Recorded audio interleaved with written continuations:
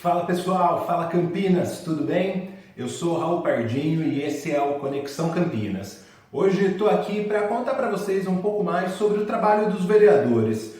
Você sabe o que eles fazem, quanto que eles ganham ou até mesmo como que eles são eleitos? Vem comigo que eu te explico.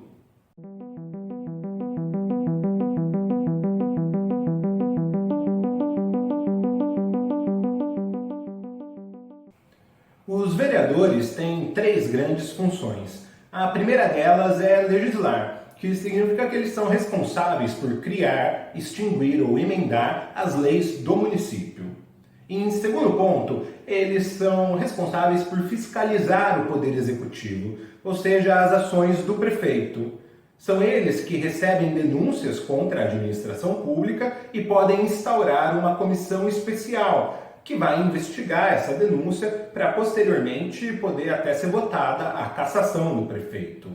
Em Campinas a gente passou por isso em 2011, quando o então prefeito, Dr. Hélio, do PDT, teve o seu mandato cassado por envolvimento no esquema de corrupção na Sanasa. Logo na sequência, o vice-prefeito, Demétrio Villagra, do PT, que havia assumido, também teve o mandato cassado por envolvimento nesse mesmo esquema. Mais recentemente, o prefeito Jonas Donizete, do PSB, também foi investigado por uma comissão especial, formada pelos vereadores, por ele ter sido omisso nos casos de corrupção do Hospital Ouro Verde. Mas, nesse caso, ele não teve o mandato cassado. Na votação na Câmara, ele contava com uma base aliada muito forte e conseguiu se manter no cargo. Bom, além disso, os vereadores também são responsáveis por representar a população. Embora eles não possam executar obras, é a função deles levar as demandas do povo até o poder executivo, poder representar as pessoas perante a administração pública. Então, é importante entender essas três funções justamente para que a gente não caia ali no conto do vigário, em falsas promessas que venham dos candidatos. Por exemplo, se um candidato a vereador prometer que vai abrir novas vagas numa creche, isso não vai se cumprir, porque não é uma função que compete a ele, mas sim ao Poder Executivo. Ele, como vereador, vai poder apenas criar leis e fiscalizar o Poder Executivo. Aí depende muito da atuação dele junto ao Poder Executivo, né? Ou seja, ele fazer ali uma espécie de lobby mesmo, e para poder negociar aí a abertura de mais vagas na creche, mas ele mesmo não tem esse poder. Então, se um candidato prometer isso, fique atento, porque com certeza ele ou não sabe das suas atribuições como vereador, o que é muito ruim, ou então ele realmente está agindo aí de má fé e fazendo uma promessa falsa. Bom, além disso, é importante a gente saber que o local de trabalho dos vereadores é a Câmara Municipal e o número de vereadores pode variar de acordo com o tamanho da cidade, podendo ir de 9 até 55. Aqui em Campinas, atualmente, por a cidade já ter mais de 1 milhão de habitantes, são 33 vereadores. E tem até uma discussão se esse número deveria ser maior ou menor, mas atualmente vai se manter os 33. O salário deles pode representar até 75% do valor de salário de um deputado estadual, que no caso aqui de São Paulo seria algo equivalente a R$19 mil, mais ou menos. Em Campinas, o salário de um vereador é de R$10.070,86. É longe do teto de 19 mil, mas ainda assim um salário bastante alto, sem contar todos os benefícios e as verbas de gabinete que eles também recebem para poder ali contratar suas equipes.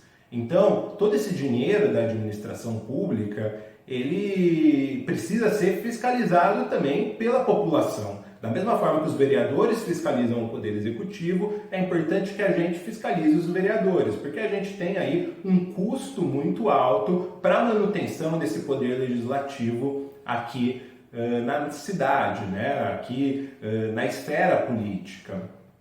Bom, um outro ponto importante é saber que o vereador ele pode ter uma outra ocupação. Então, se ele já tinha ali uma função no setor privado, por exemplo, ele pode mantê-la mesmo depois de eleito. Porém, é importante que essa outra função não atrapalhe o trabalho dele como vereador. Então, ele precisa comparecer às sessões, precisa estar presente na Câmara, precisa se fazer presente ali na fiscalização ao Poder Executivo. A gente pode entrar em contato com os vereadores, seja indo até o gabinete ou então ligando direto no gabinete deles, enviando e-mails, acompanhando as redes sociais. Essas informações geralmente estão presentes ali no site da Câmara Municipal. No caso de Campinas, você tem lá à disposição todas essas informações de cada um dos vereadores, os suplentes que tomam posse eventualmente e assim por diante. Por fim, a gente também precisa lembrar que um vereador ele tem imunidade parlamentar. Significa que ele pode proferir as suas opiniões sem sofrer nenhum tipo de ameaça de processo civil. Mas isso também a gente precisa ter muito claro que uma coisa é opinião, outra coisa é cometer crime de ódio ou apologia ao crime, que são coisas muito distintas. E nesse caso, se um vereador fizer uma apologia ao crime ou cometer um crime de ódio, aí sim ele pode responder processualmente por isso. Então, nesse caso, a imunidade parlamentar não vai servir para nada. Bom, já entendemos bem o que faz um vereador. Agora vamos entender um pouquinho melhor como que eles são eleitos, já que o sistema é um pouco diferente daquilo que acontece, por exemplo, para prefeitos, governadores ou para o presidente, em que o candidato com maior número de votos vence. No caso dos vereadores, o sistema adotado é o chamado sistema proporcional, ou seja, depende muito do número de votos que o partido recebeu para determinar quantas cadeiras na Câmara aquele partido vai receber. E aí sim, essas cadeiras vão ser distribuídas entre os candidatos com maior votação do partido.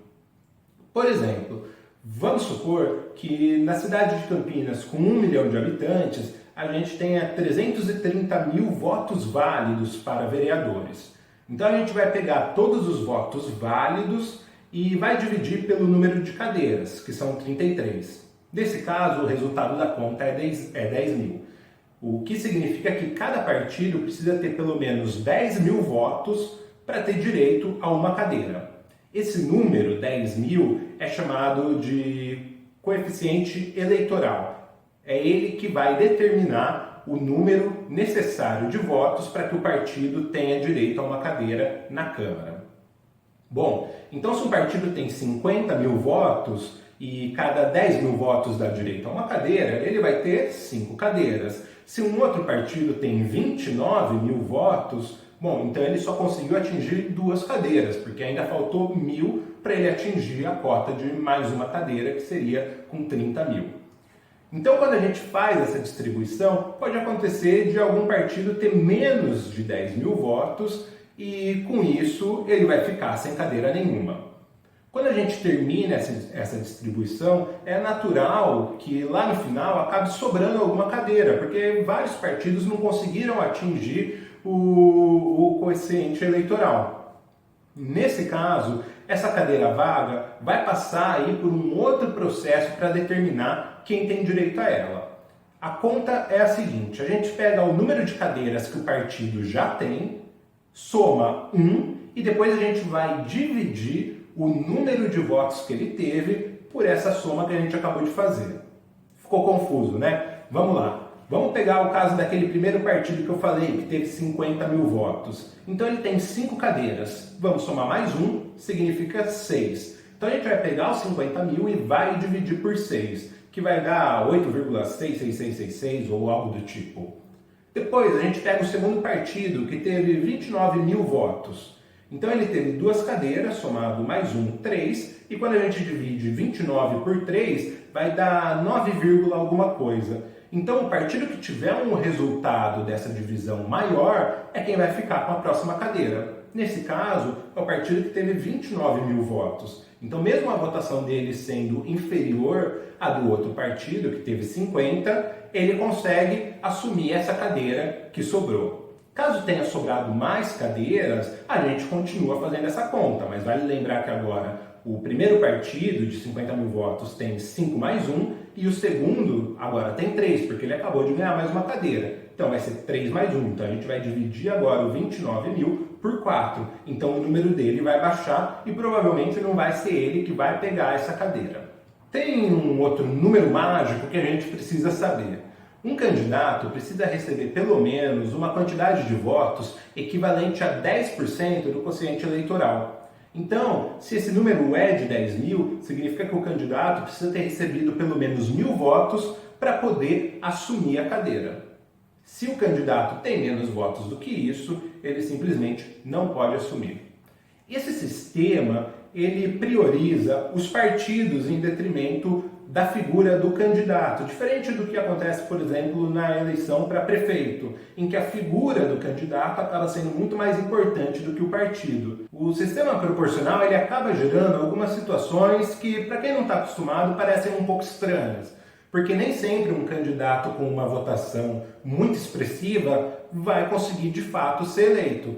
É o que aconteceu, por exemplo, com o candidato Paulo Búfalo nas últimas eleições municipais.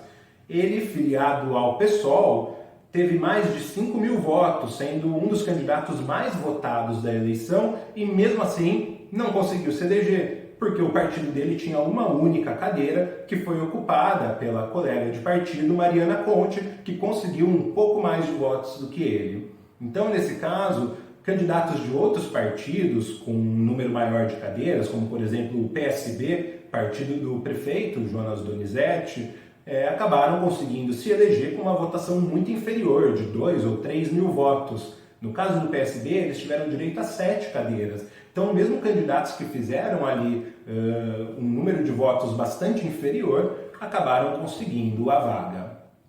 Um outro ponto é a gente lembrar que, no caso das eleições para vereador, a gente pode votar só na legenda do partido e não precisa necessariamente votar no candidato. Nesse caso, o voto ele vai ser computado para o partido e vai ajudar naquela conta do quociente eleitoral, mas nenhum candidato vai receber esse voto. Então, é sempre legal que você consiga votar no candidato, mas se você não conseguir avaliar com calma, se você não encontrar um candidato com o qual você tenha uma afinidade, ou se você tiver muito em dúvida, você também pode votar no partido. Então, vê qual que é aquele partido que você tem mais afinidade e pode simplesmente, no dia da eleição, digitar ao invés dos 5 dígitos do campo de vereador, somente os 2 dígitos do partido. Bastante coisa para falar sobre os vereadores, né? Espero que tenha ficado claro. A ideia desse vídeo é trazer essas informações de uma maneira resumida e com uma linguagem simples, para que você possa entender um pouco mais do papel dos vereadores no município e da importância de estudar os candidatos e acompanhar o trabalho deles depois de eleitos. Esse processo de participação popular é justamente o que transforma a política. Por isso é tão importante que a gente tenha consciência das funções e obrigações de cada um dos políticos eleitos. Conto aí com a ajuda de vocês, curtindo e comentando esse vídeo. Espero que tenham gostado e sigam o Conexão Campinas nas redes sociais, no Facebook, no Instagram, no Twitter e se inscreve no nosso canal aqui no YouTube. Muito obrigado, pessoal, e até a próxima. Tchau, tchau!